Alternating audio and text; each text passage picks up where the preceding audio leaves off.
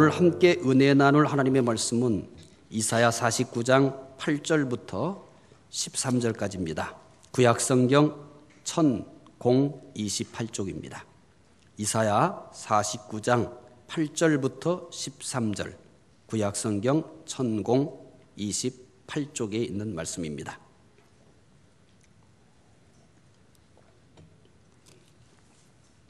말씀 함께 읽겠습니다. 여호와께서 이같이 이르시되 은혜의 때에 내가 내게 응답하였고 구원의 날에 내가 너를 도왔도다. 내가 장차 너를 보호하여 너를 백성의 언약으로 삼으며 나라를 일으켜 그들에게 그 황무하였던 땅을 기업으로 상속하게 하리라. 내가 잡혀있는 자에게 이르기를 나오라 하며 흑암에 있는 자에게 나타나라 하리라. 그들이 길에서 먹겠고 모든 헐벗은 산에서도 그들의 풀밭이 있을 것인즉 그들이 줄이거나 목마르지 아니할 것이며 더위와 볕이 그들을 상하지 아니하리니 이는 그들을 긍휼히 여기는 이가 그들을 이끌되 샘물 근원으로 인도할 것임이라. 내가 나의 모든 산을 길로 삼고 나의 대로를 도두리니 어떤 사람은 먼 곳에서 어떤 사람은 북쪽과 서쪽에서 어떤 사람은 시님 땅에서 오리라. 하늘이여 노래하라. 땅이여 기뻐하라. 산들이여 즐거이 노래하라. 여호와께서 그의 백성을 이루하셨은즉 그의 고난당한 자를 긍휼히 여기실 것입니다. 아멘. 오늘 주일 예배에 참석하신 여러분들에게 하나님의 은혜와 평강이 함께 하시기를 바랍니다. 2014년 작년에 한국을 방문한 중국인 여행자가 600만 명이라고 합니다. 중국 여행자들이 한국 여행에서 가장 선호하는 것이 무엇일까요? 사실 중국보다 한국이 관광할 만한 것이 많지 않다는 것은 더 아시죠? 중국은 엄청나게 넓은 땅이고요. 또 관광지도 기가 막힌 곳이 많습니다. 거기에 비해서 한국은 자그마합니다. 그리고 그렇게 대단히 잘 볼만한 세계적인 그런 것들이 많이 있지 않습니다. 그런데도 중국 여행자가 600만 명이나 되었다고 합니다. 이들이 한국을 여행하면서 가장 선호하는 것이 무엇일까요? 쇼핑이라고 합니다. 중국 여행자뿐만 아니라 다른 외국인들도 이태원 상가와 남대문 시장을 모르는 사람이 없다고 합니다. 그들은 시장에 물건이 넘치도록 있는 것이 매우 인상적이라고 합니다. 한국을 방문한 외국인들의 말을 빌리지 않더라도 시장이나 백화점에는 없는 것이 없을 정도로 모든 것이 가득 차 있는 것을 쉽게 볼 수 있습니다. 이름도 모르는 물건, 사용하는 분야도 알 수 없는 물건들이 여기저기 가득 차 있습니다. 시장이나 백화점만이 아니라 TV 쇼핑 채널에서는 하루 종일 물건을 판매하고 있습니다. 수를 헤아릴 수조차 없는 인터넷 쇼핑몰에서도 온갖 물건을 시간과 상관없이 판매하고 있습니다. 모든 것이 차고 넘치는 세상입니다.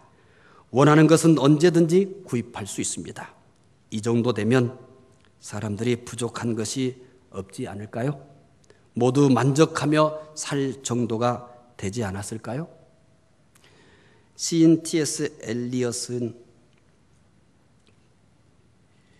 이 4월은 가장 잔인한 달이라고 잘 알려진 이 황무지라는 장시에서 충격적인 고백을 합니다. 물론 이 황무지라는 시가 저는 문학에 그렇게 대단한 무슨 지식이 있는 게 아니라서요. 하도 유명한 시라 열심히 읽었어요. 저는 태어나서 이렇게 어려운 시도 있는가 할 정도로 정말 어려워요. 다시 정신을 가다듬고 이 시를 읽습니다.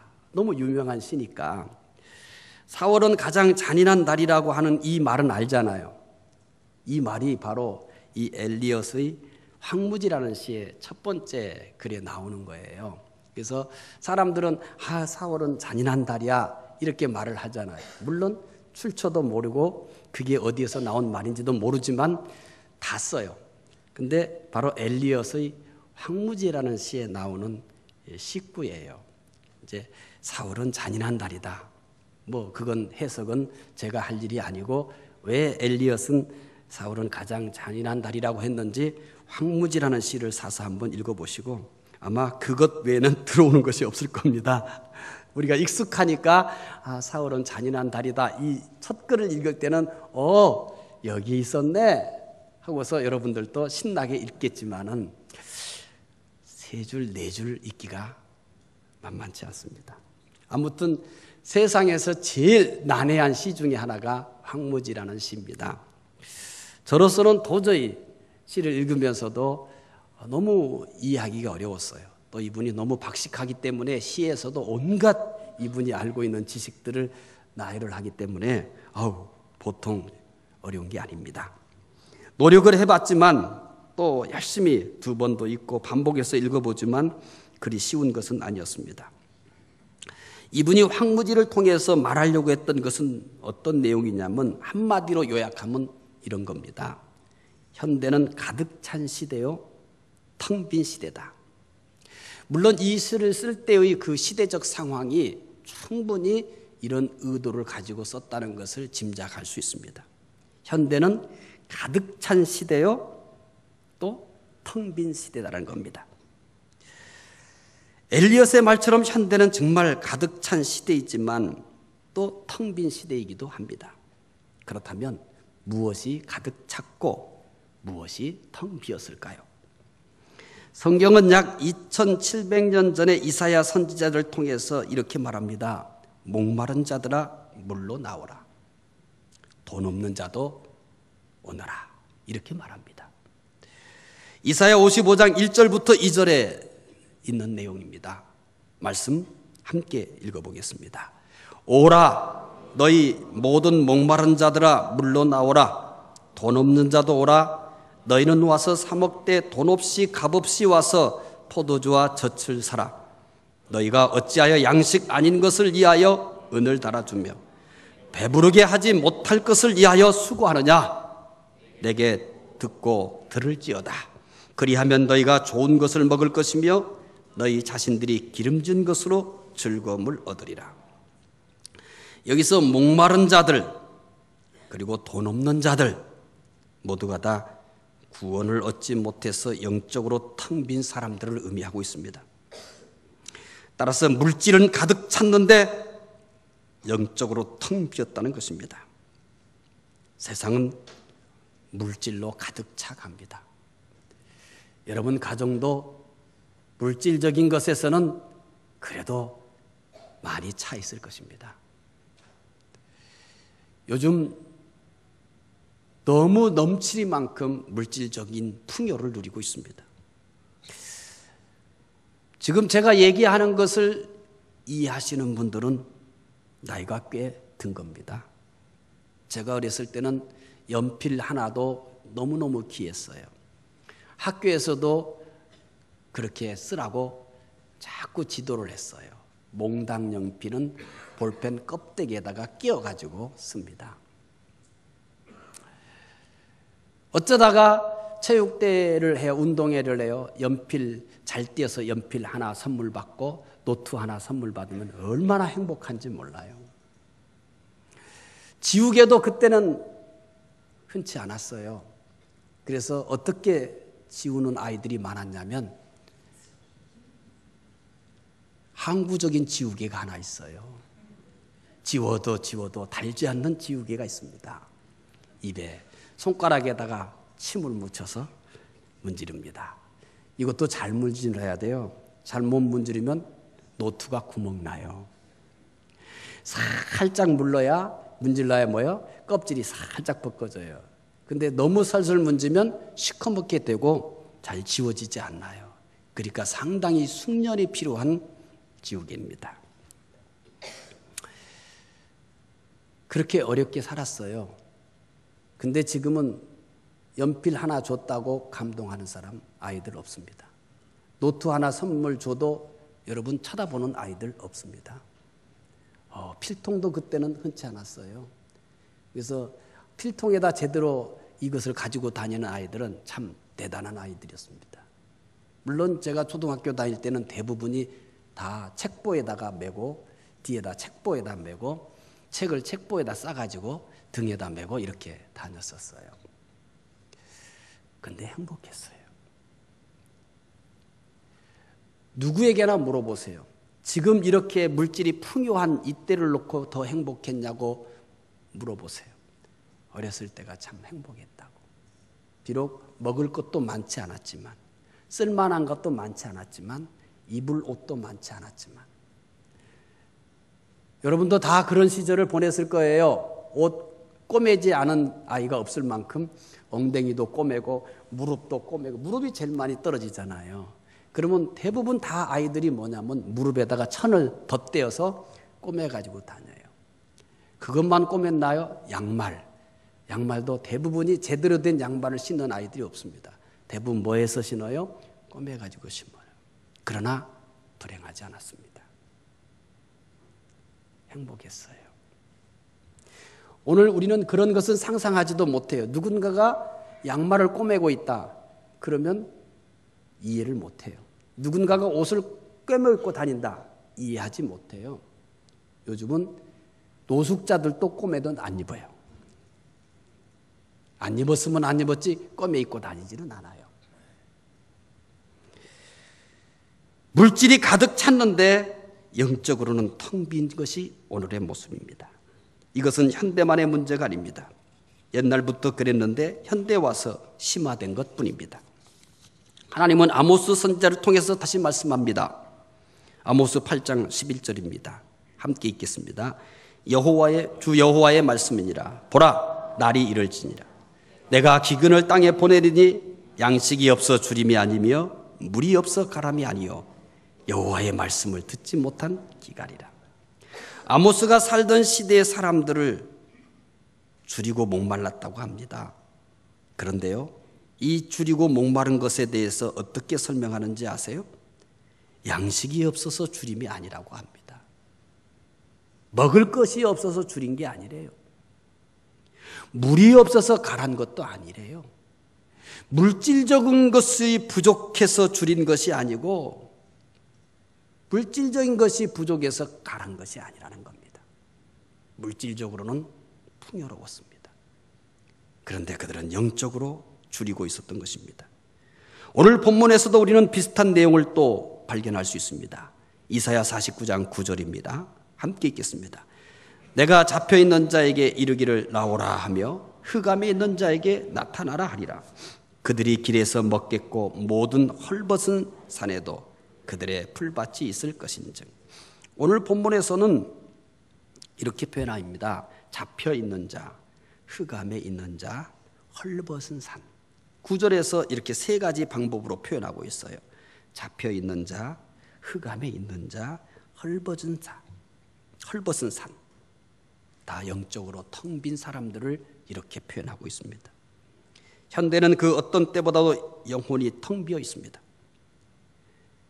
물질은 풍요롭지만 영적으로는 텅 비어 있습니다. 영혼이 텅 비어 있을 때 그곳에서 나올 수 있는 것이 무엇이겠습니까? 영혼이 텅 빈 곳에서 사람들은 무엇을 꺼낼 수 있을까요? 생각지도 못한 일들이 나오고 있습니다. 서울 도봉구 한 아파트에서 층간 소음 때문에 12층의 조 씨가 13층의 진 씨를 흉기로 찔러 숨지게 해버리고 말았습니다. 층간 소음. 사람 사는데 어떻게 소음이 안 날 수 있겠습니까? TV 틀어도 소음 아니겠습니까? 대화하는 것도 소음 아니겠습니까? 씻는 것도 소음 아닌가요? 어떻게 사람이 사는데 소리를 내지 않고 살 수 있단 말입니까? 밤새도록 소리를 내지는 않을 거 아니에요. 좀 기다리면 되지 않겠습니까? 좀 심하면 좀 조용히 해주시면 좋겠다라고 이렇게 해도 충분히 의사전달이 되지 않겠습니까? 그런데 층간소음 때문에 사람을 죽이고 마는 세상입니다. 소리 없이 어떻게 살아요? 소리 내지 않고 어떻게 걸어요? 아이들이 일부러 뜁니까? 아이들은 뛰는 것이 정상이에요. 떠드는 것이 정상이에요. 그런데 이 층간소음 때문에 사람까지 죽이고 맙니다. 층간소음이 사람을 죽일 만한 것입니까? 그렇게 심각한 것입니까? 사람은 움직이면 소리를 나게 돼 있어요. 이해할 수 있잖아요. 나도 소리를 내는데 좀 참을 수 있잖아요. 그런데 그렇지 못합니다. 결국 이 사소한 일로 사람을 죽이고 맙니다. 부천에서는 주차 문제 때문에 한 남성이 2명의 여성에게 칼을 휘둘러 죽게 했습니다. 주차 불편하죠. 그런데 어떻게 하겠어요? 주차 공간이 부족한데. 그렇다고 여러분 칼을 휘둘러서 여성 2명을 죽일 만한 일입니까? 내가 좀 먼 곳에다 주차하면 되잖아요. 시간을 내서 운동도 하는데 말이에요. 돈을 들여서 운동도 하는데 말이에요. 좀 더 먼 곳에 주차해서 운동 삼아 올 수도 있잖아요. 그런데 왜 꼭 집 앞에다만 차를 대려고 해요? 왜 꼭 가까운 데 와서만 차를 대려고 해요? 양보할 수 있잖아요. 좀 이해할 수 있잖아요. 그런데 주차 문제로 결국 칼을 휘둘러서 여성 2명을 숨지게 하고 마는 일들이 우리 주변에서 벌어지고 있습니다. 경남의 의령에서는 개가 시끄럽게 짖는다는 이유로 이웃과 말다툼하다가 또 흉기로 찔러 숨지게 했습니다. 개 짖는 소리. 여러분 우리가 사는데 개 짖는 소리도 하나도 안 들려요. 참 삭막하잖아요. 닭 우는 소리, 그것도 소음입니까? 듣고 싶은 소리 중에 하나가 아니겠습니까? 그런데 개 짖는 소리 때문에 결국은 사람을 죽게 만드는 것이 우리가 살고 있는 세상입니다. 저희 집에도 개가 있어요. 얘는 정말 잘 짖어요. 짖기 대회 나가면 1등 할지도 몰라요. 자기가 생각하는 자기 영역이 있어요. 교회 앞에 있는 주차장부터 시작해서 저 교회 식당까지 관망합니다. 개가 만들어 놓은 막루가 있는데 2층 중간에 올라가서 고개를 휘두르면서 얼마나 망을 잘 보는지 모릅니다. 그래서 한때 걱정했어요. 그런데 제가 사는 곳은 강아지가 없는 집이 하나도 없어요. 옆집도 있고 옆집은 또 2개나 있고 그래서 사방에서 왕왕왕왕 되기 때문에 뭐 칼 맞은 일은 없을 것 같아요. 그래서 조심은 해요. 이웃 사촌이라는 말은 아주 먼 옛날 이야기가 되어버렸습니다. 이웃이 원수가 되는 세상을 살고 있습니다. 물질은 가득 차 있는데 영혼이 텅 빈 결과들입니다. 영혼이 텅 빈 결과는 전에는 상상하지도 못했던 일들을 만들어내고 있습니다.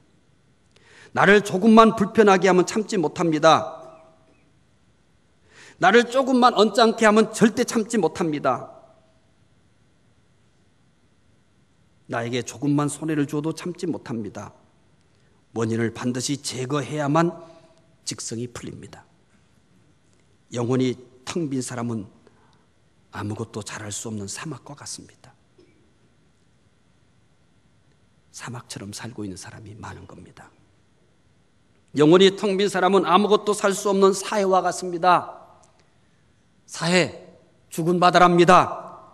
소금의 농도가 너무 짙어서 아무것도 그 바다에는 살지 못해요. 그래서 사해라고 합니다. 사람처럼 점점 아무것도 잘할 수 없는 사막처럼 되어가고 있습니다. 아무것도 살 수 없는 사해바다처럼 되어가고 있습니다. 그렇다면 어떻게 해야 텅 빈 영혼을 채울 수 있을까요? 현대를 정보화 시대라고 합니다. 갈수록 정보는 방대해집니다. 정보가 방대해지기만 하는 것은 아닙니다. 쉴 사이 없이 새로운 정보들이 쏟아져 나오고 있습니다. 그래서 조금만 정보에 떨어지면 경쟁에 지고 맙니다. 개인도 사회도 국가도 정보 없이 존재할 수가 없습니다. 그러나 아무리 새로운 정보와 많은 정보를 가지고 있어도 영혼은 여전히 텅 비어 있습니다. 내 머리 안에 많은 정보가 있다고 해서 영혼이 가득 차 있는 것은 아닙니다. 내 머릿속에 있는 정보와 내 마음속에 있는 영혼과는 아무런 상관이 없습니다. 사람들은 많은 정보, 많은 새로운 정보들을 가지고 있지만 여전히 영혼은 텅 비어 있습니다. 정보가 텅 빈 영혼을 채워주지 못하기 때문입니다. 요즘은 정서적인 안정을 매우 강조합니다. 그래서 정서적으로 도움이 된다는 것이 본물처럼 쏟아져 나옵니다.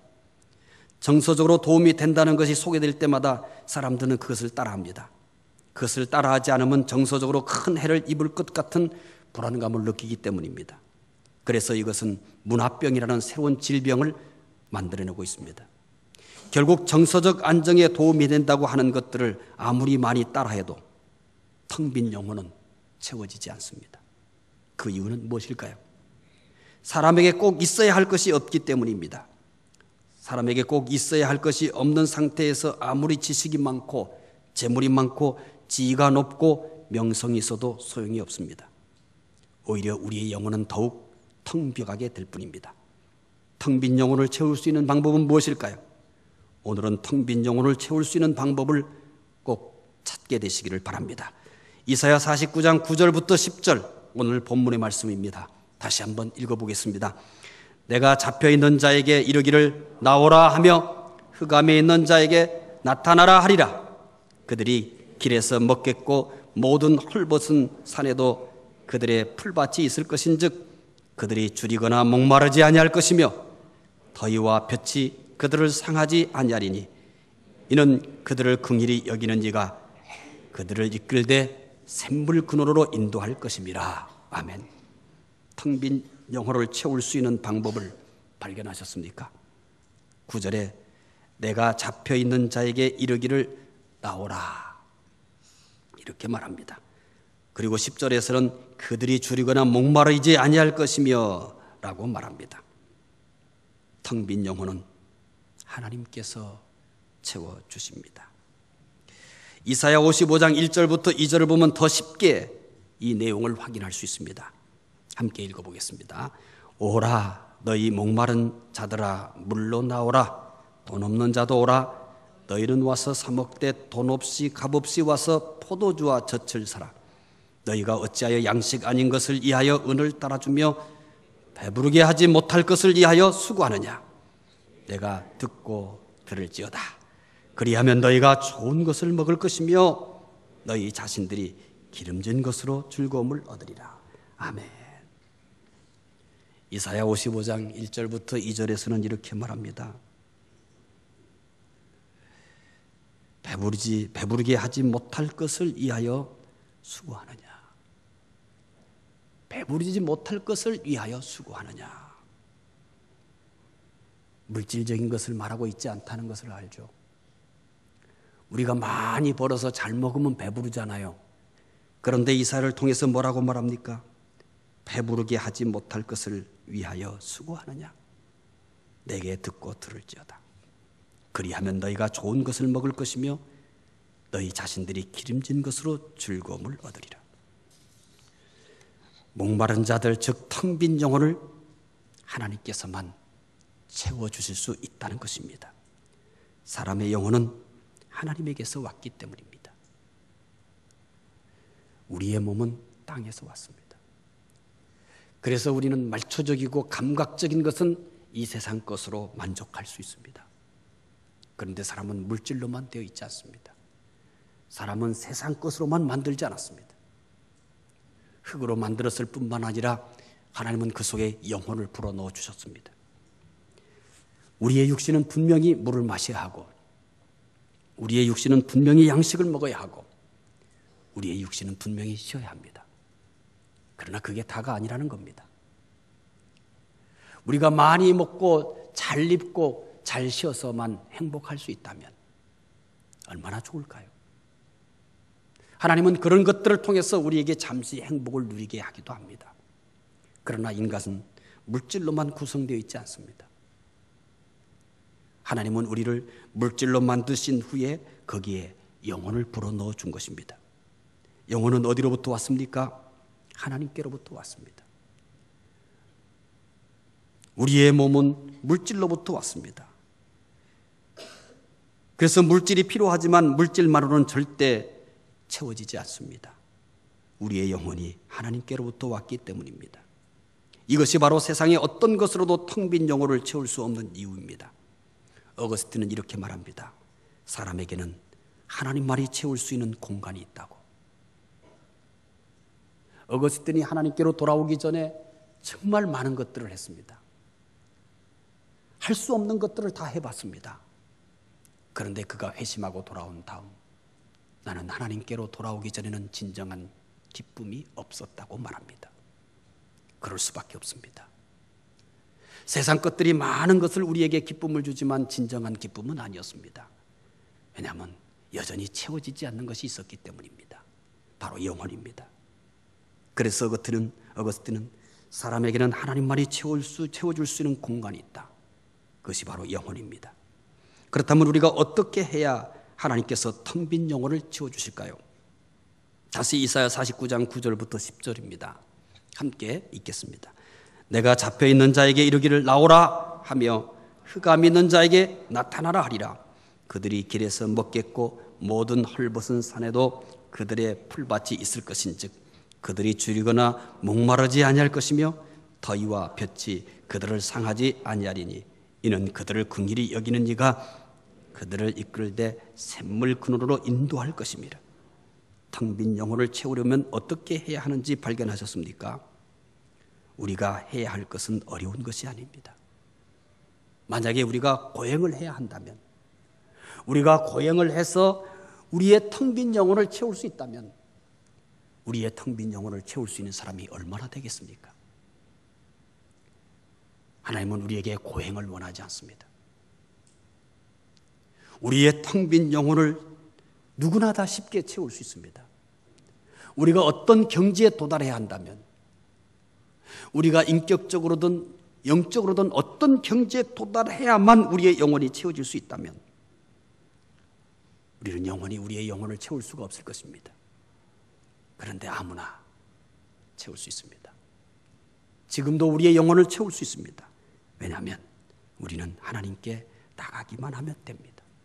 우리의 영혼을 채우는 것은 내가 채우는 게 아닙니다. 우리의 영혼의 주인이신 그분이 채워주실 줄로 믿으시기 바랍니다. 많은 종교들이 왜 실패합니까? 왜 기독교인도 실패합니까? 우리 안에 있는 영혼을 우리의 노력으로 채울 수 있다고 생각하기 때문입니다.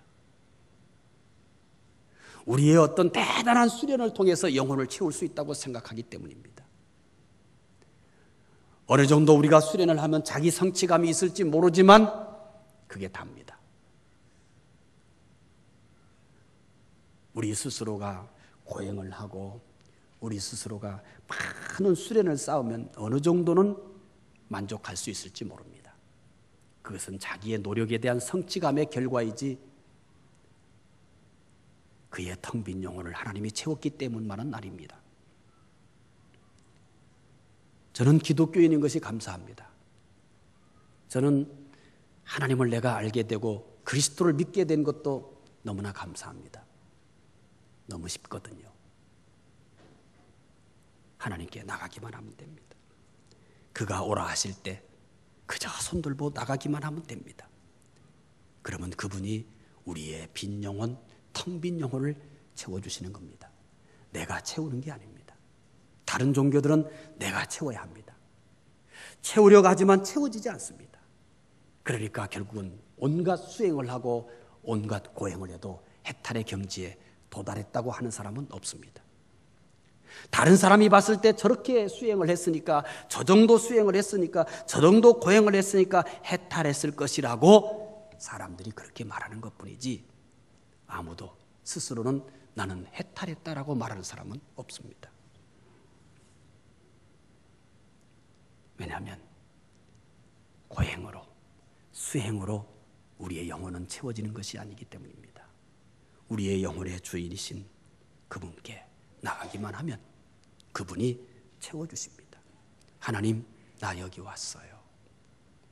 그가 나를 부를 때, 오라고 부를 때 그저 주님, 저 왔어요. 저 왔어요.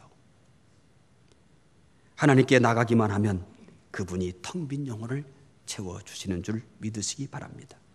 그래서 이사야 55장 1절부터 2절에서 이렇게 말합니다. 함께 읽어보겠습니다. 오라, 너희 모든 목마른 자들아 물로 나오라. 돈 없는 자도 오라. 너희는 와서 사 먹되 돈 없이 값없이 와서 포도주와 젖을 사라. 너희가 어찌하여 양식 아닌 것을 위하여 은을 달아주며 배부르게 하지 못할 것을 위하여 수고하느냐? 내게 듣고 들을지어다. 그리하면 너희가 좋은 것을 먹을 것이며 너희 자신들이 기름진 것으로 즐거움을 얻으리라. 아멘. 여러분, 주일 오전 예배이기 때문에 말씀을 하나하나 깊이 있게 다 설명을 드리지 못하는 것이 안타깝습니다만은 오늘 전달하려고 하는 핵심 메시지만 소개하려고 하기 때문에 어쩔 수 없습니다. 오라 너희 목마른 자들아 물러 나오라. 돈 없는 자도 오라. 너희는 와서 먹되 어떻게 먹어요? 돈 없이 값 없이 와서 포도주와 젖을 사라. 우리가 대가를 지불하는 게 아닙니다. 우리가 대가를 지불해야 우리의 텅 빈 영혼을 하나님이 채워주시는 것이 아닙니다. 우리가 어떤 노력을 해야, 우리가 어떤 대가를 지불해야 우리의 텅 빈 영혼을 하나님이 채워주시는 것이 아닙니다. 그분께 나가기만 하면, 그분께 손들고 나가기만 하면 하나님께서 우리의 영혼을 채워주시는 줄 믿으시기 바랍니다. 우리가 하나님께 나가기만 하면 하나님께서는 텅 빈 영혼을 채워주십니다. 하나님께서 우리의 영혼을 채워주실 때 우리는 참다운 행복을 누릴 수 있습니다. 세상의 모든 것이 가치가 있고 모든 것을 가지고 있어도 우리의 영혼은 절대 우리의 영혼이 채워지기 전에는 참다운 행복을 누릴 수 없습니다. 세상 것을 가지고 누릴 수 있는 행복은 일시적인 것뿐입니다.